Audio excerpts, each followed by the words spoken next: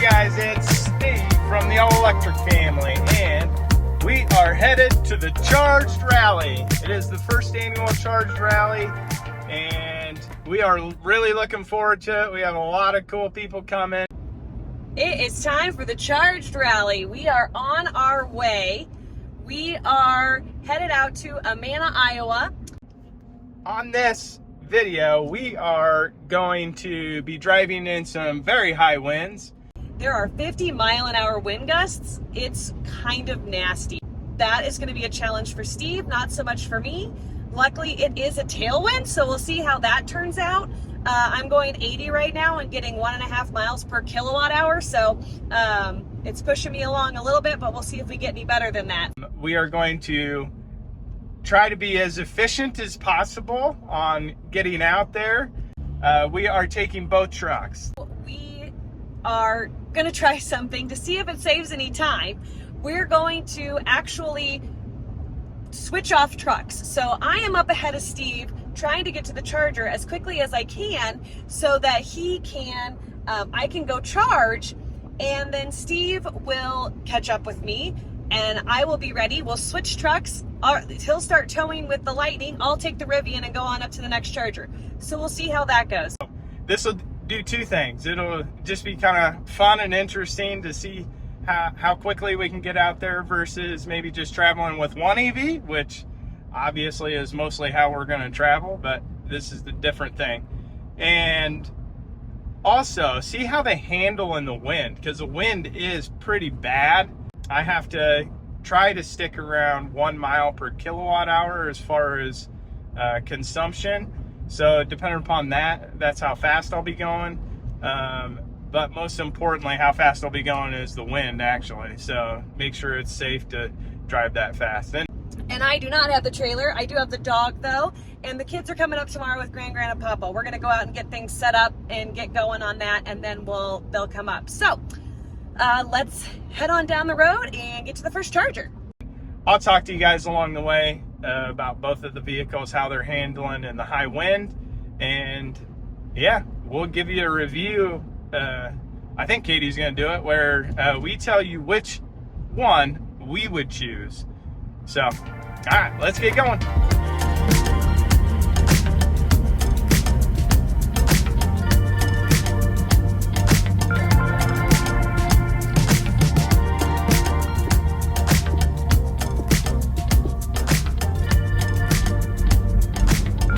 One thing I've always been impressed with on this Rivian R1T while towing is how stable it is, because it is smaller, and to compare a little bit to the Lightning, from past experience, we'll see what this one's like with the big wind gusts, but it's been more stable. And so going through where the wind was going over 30 miles an hour, gusts potentially up to 40, hitting the truck and the trailer broadside, you can feel it a little bit, but it's very stable. I have always been impressed with how stable it is with the Rivian, and they've done a really good job. I don't know if that's all in the suspension or what, but you know, we're worst case scenario because we got the 20s on there, so the bigger sidewalls and everything, and it still is just playing into the ground even when it's super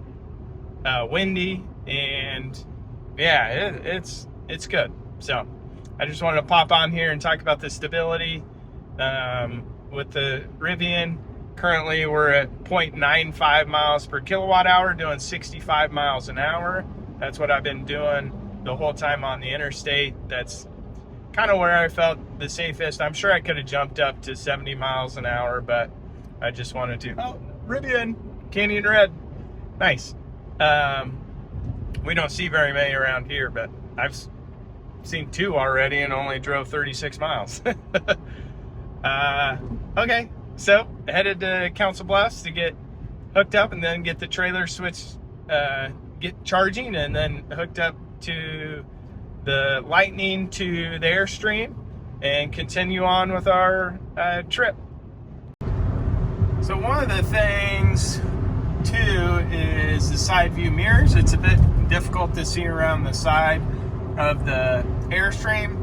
it's not terrible, but you know, when comparing to the Ford, it is better on the Ford Lightning than it is on the Rivian. Some people would probably be more comfortable with some extended mirrors. Yeah, I haven't found it to be a problem, but yeah, some people may be a little bit more comfortable with it. So, Hoo-wee. Man, it is windy out there today. So I felt like I needed to get going because I didn't want Steve to catch up to me. Because I also think this navigation took me a weird way, so I think I might be behind. But looks like we got here with about 75%, and now it is up and going. Let's see. Oh yeah, it doesn't tell me any information out here. I can kind of see my screen. It's 115 kilowatts. So we are cranking along, and Steve should be pulling up here shortly. There is an electrician here working on it. I'm interested to see if it's the same guy that Steve talked to when he ran into somebody in Lincoln at the Electrify America. I do have to already go potty a half hour away from home, so I should probably run in and go to the bathroom before Steve gets here. So, but it looks like we're up to 76% now. So, like I said, arrived with the 75 and just gonna charge until Steve gets here, and then we'll swap out cars, and he will take off and go, and then I should charge up on the Rivian and pass him eventually. But it is still windy, so we'll see how all that goes.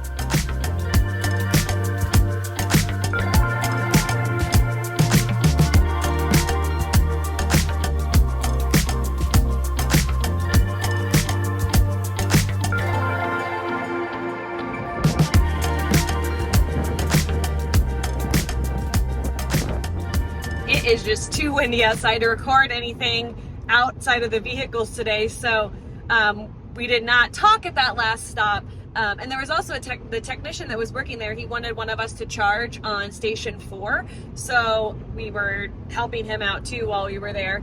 But we pretty much unplugged at the same time at that charging station because we were both at relatively high states of charge. And then I just kind of took off while Steve got the trailer hooked back up to, or not hooked back up, but hooked up to the Lightning for the first time. So now I am in the Rivian, Steve and Bella are in the Lightning with the trailer now, no trailer behind me, and I am headed on to the next charging station. I should get there with a relatively low state of charge. Steve charged up to like 90%. I charged up to like 67%, 66, well, we're 66 now, so it had to have been 67%. And then now I'm going on, and I will get to the next charger in Waukee with a pretty low state of charge. So on our way, got about 106 miles left to go, and luckily the wind's supposed to be dying down a little bit. I think it'll still be hard to record outside, but it should at least be a little bit better for driving conditions. So here we go. well, back on the road, I am in the Lightning now, and you know, just to give you some idea about stability, because that's what I talked about with the Rivian, it definitely isn't as stable as the Rivian, which is interesting because like I said earlier, the Rivian's smaller, this is a little bit bigger. Must be something with suspension or something along that lines. It's not that this is unstable at all, it's super stable. It's just you can feel the trailer a little bit more. But yeah, so the positives of this, I feel like it's a bit more efficient than the Rivian. I've never done like a real direct comparison, but I do believe it is. And maybe I just feel that way too, because the battery is about 6 kilowatt hours bigger than the Rivian. But it just always seems like once I get on the road and get going, it becomes pretty, you know, efficient as far as towing goes with the electric truck. Super quiet inside. This road is a little bit louder, so you get a little bit more road noise, but that's the road, that's not the truck. It's definitely quieter in the Lightning than it is in the Rivian, and I personally really like Apple CarPlay, so it's very nice that the system has that. Yeah, and just how much bigger it is. Like, you know, we have Bella back there napping, and so you can't really do that as well in the Rivian. And then, you know, we don't have the kids today because they're coming out to the charged rally with Grand and Papa, and they're coming out tomorrow because they're still in school. Well, they just got off school about 4 minutes ago, but anyways, it's yeah, so it's just bigger. I enjoy the Lightning quite a bit, but you know, the positives on the Rivian wind towing for sure is it's super stable. I have always been very impressed with that. You can barely feel the trailer behind it. So, all right. I hope Katie's talking to you guys about how it is just, you know, regular road tripping, stuff like that. And yeah, I guess to kind of go into the charging aspect of it, you know, that's the kind of the problem with the Lightning. It is a bit slower at charging. One, battery pack's bigger, and two, it's just not as a high of a kilowatt charging, like how fast you can push in the energy. So yeah, it's give and take with it, but I don't know, when you're stopping for anywhere from 30 to 50 minutes, when you're stopping that long, an extra 5 minutes, it's hard to get, you know, into whether it's worth it or not, you know, just to pick the Rivian because it's faster charging. But that's just me. Yeah, we'll continue on, and eventually I'll tell you which one I like more. So one of the things that I really like about the Rivian is its stability on the road and how well it handles. It really feels like you're driving a car. Even when you're towing an 8,000-pound camper behind you, it still feels really great.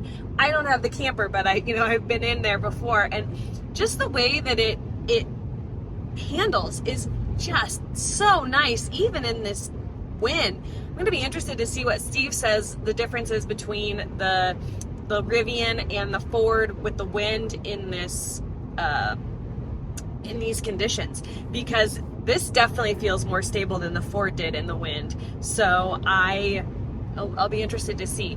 So, you know, comfort wise, as far as driving, like the Rivian is just so smooth.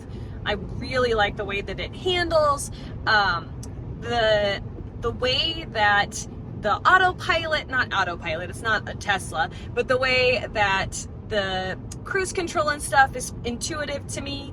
And maybe that's because I am used to driving the Tesla before this, but I just really like the way that the way that you access things in the Rivian. The user interface is just beautiful. I feel like it's a lot easier to find what I'm looking for in the Rivian versus in the Lightning. So I prefer driving the Rivian over the Lightning. And it also fits me well, but you know, I'm also 5'3", so that might not be the same case for everyone. But I have not gotten it to go. I have not tried to do the hands-free yet. So I should do that with the wind and see how that goes.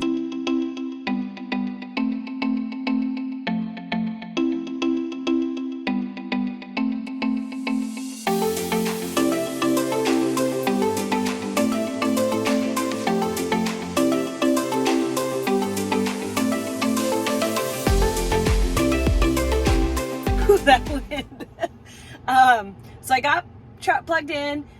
It's charging. On my app, it said there was an error, but the car still says it's charging and the station still says it's charging. We're up to 164 kilowatts. I got here at about 25%. I feel like Steve, maybe 26%. Steve would have been disappointed in me that I didn't push the speed a little bit more to just sink that down a little bit lower to just get into that sweet spot of charging. but I was already speeding, so I just didn't bump it up anymore. So I am at the Come and Go in Waukee. We have been here before, and there is a car next to me that's charging, and we're charging here. So there's the two 150 chargers available still. So even if these guys are still charging when Steve gets here, he should be able to use one of the 150 chargers. They all appear to be working, so that is good news. But cranking along, looks like it's settling in at about the 162. I would have liked to seen a little bit higher than that, maybe as we get, if it gets going. I start to hear the fans already though, so I don't know. But we're cranking along. It's hard to like film while driving with nobody else in the car because I can't boss Steve around to film. It is still pretty windy. I don't think it's quite as bad as it was out of Lincoln, but it's going pretty smooth. I really like driving this truck a lot. So, but I'm gonna go in and use the restroom so that maybe I can help out Steve by the time he gets here. Who knows? Maybe grab a drink or something like that, and hopefully Steve will be here soon. There it is, cranking along. 160, 161. Gosh, that wind, did you see that thing fly across the screen? There goes another one, it's a napkin. So, we're going, that's good.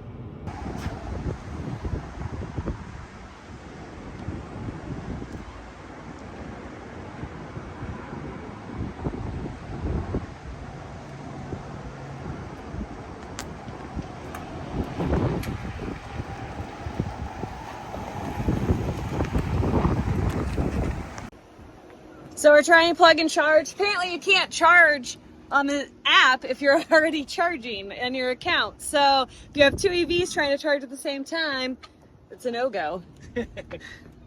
But I couldn't figure it out. Maybe somebody knows how. But yeah. It wouldn't let us.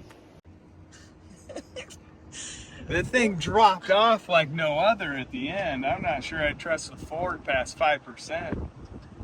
It said at one point I had 40 miles, and then it just dive bombed from there. So I don't know, 0. That's yeah. So this one's cranking, that one's cranking. We're up to about 60% over here. You enjoying yourself? Hold on, let me get this. Hold on. All right. All right. Oh, wait, I didn't get it. I know you hear that sound and you think I got it. All right, you ready? You can make it? Woo, good girl. Whoa. Steve's over there. The dog is down there. We're cold, so this wind. It's on the cool side and then you throw in the wind. All right, here we go. Unplug it, see what we got. Since we had to use plug and charge again, $40. Hoo-wee. All right, let's hit the road. Oh, brake stuff. Back in the Rivian. Got the trailer behind me, and I will say this truck is definitely more stable when towing than the Lightning. So you guys always ask all the time, which one would you rather have? And me personally, just for utility and the space and everything like that, the Ford Lightning is what I would want. If we lived in Colorado or a place that had four-wheeling and all that, you know, the Rivian definitely would be better. But since we have a dog, you know, it's just, I don't know. Maybe I'm just biased towards Ford. I'll throw that out there. I have always liked Ford, and so maybe that's what's gravitating me towards it. But you know, because there are some positives to the Rivian. The Rivian's super nice in town. It's smaller. You get around easy. It goes off-roading. It can tow a trailer. It is more stable. It can get a higher charge rate. I'm saying a lot of positive things, but for some odd reason, I still would pick the Lightning over the Rivian at this point. Tell me what you think. Like, which truck would you want? And I hope Katie says which one she wants. I have a good idea which one it is, but anyways, I will see you guys a little bit later. All right, on the road again. Steve is up ahead with the Rivian and the camper, and I will pass him. And I mean, we again kind of unplugged at the same time. The Rivian had to charge a little bit longer, but I got there first, so I was able to charge. I've got 66% was what I unplugged with, and we're on the road. So I better get on the highway, and next stop is the campground. Keep left toward Des Moines.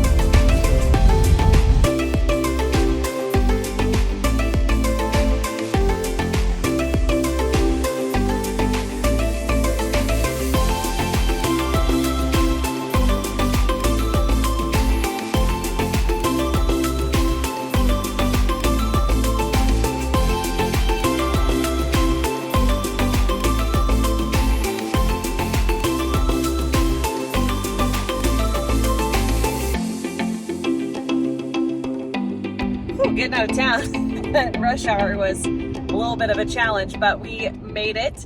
I have officially passed Steve and on my way to the campground. So I just wanted to jump on. Well, and I'm at 2.3 miles per kilowatt hour at 75 miles an hour right now. So that is awesome. I've got the hands-free going and smooth sailing so far. The charging has gone great on this trip. I hope it is just as good on the way back, because I would love to give a good report on that. Bella's back there somewhere making noise. But interesting how the Lightning dropped below what it was saying that it was. So I'm definitely going to be keeping an eye on that and see. I don't think it does it unless it's at that super like low state of charge, so around 5%. Some of the things that I like about the Lightning is that it's comfortable, it's roomy, it's spacious, but I just don't like how it drives like a truck. And I know it is a truck, and so it should drive like a truck, but I think that's one of the things that I love about the Rivian so much, is that the Rivian is a truck, but it doesn't drive like a truck. It is fantastic. Yeah, but I love how roomy it is. We have the massaging seats, but I don't think they're shipping anymore with the massaging seats. So I love that about it. And, you know, the Blue Cruise is pretty smooth. It still kind of goes back and forth. It's not as confident as, say, like the Tesla's autopilot is, but it does a pretty decent job. And I do like Apple CarPlay a lot. So they both just have their advantages. Really, the Rivian wins this battle for me, but I do like quite a bit about the Lightning as well. But let's get to the campground.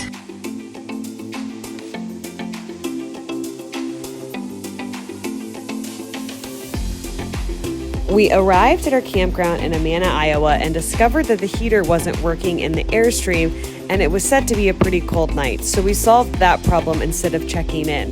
Be sure to come back next week when we'll walk you through some of the other EV RV setups that came to the first annual Charge Rally. It should be a super cool video. Thanks for watching, and we'll see you in the next video.